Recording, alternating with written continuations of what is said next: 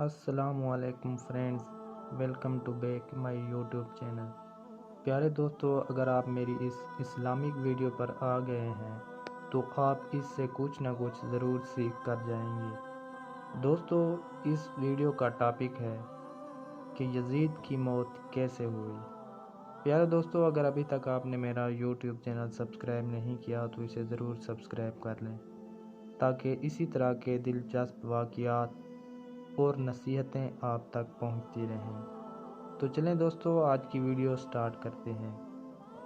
دوستو، یزید کی موت کے متعلق مورخین کے الگ الگ اقوال اور روایات ملتی ہیں، جن میں سب سے زیادہ باسن اور صحیح قول یہ ہے کہ شہادت حسین کے واقعے کے بعد جب یزید اپنے جشن اور تکبر میں مست تھا، اس وقت اس نے مکہ پر حملہ کرنے کا حکم جاری کیا۔ یہ سن 64 ہجری ربیع الاول کا مہینہ تھا۔ چند ہی دنوں میں وہ ایک موذی بیماری میں مبتلا ہو گیا۔ اس کے پیٹ میں خطرناک درد اٹھا جس سے اس کی آنتیں سڑنے لگیں اور ان میں کیڑے پیدا ہونے لگے۔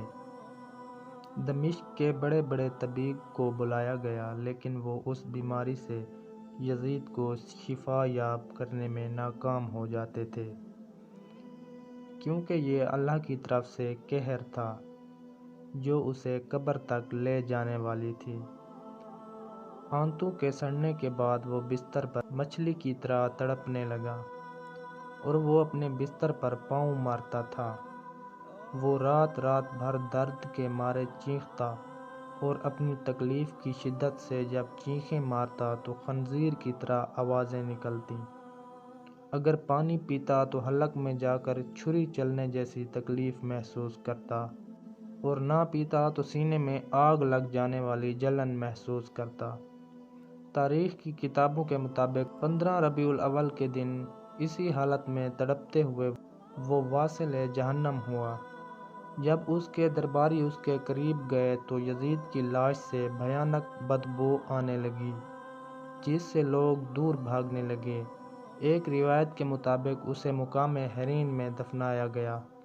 پیارے دوستو، اگر آپ کو میری یہ چھوٹی سی ویڈیو پسند آئی ہو تو میرے اس یوٹیوب چینل کو ضرور سبسکرائب کر کے جائیے گا۔ شکریہ۔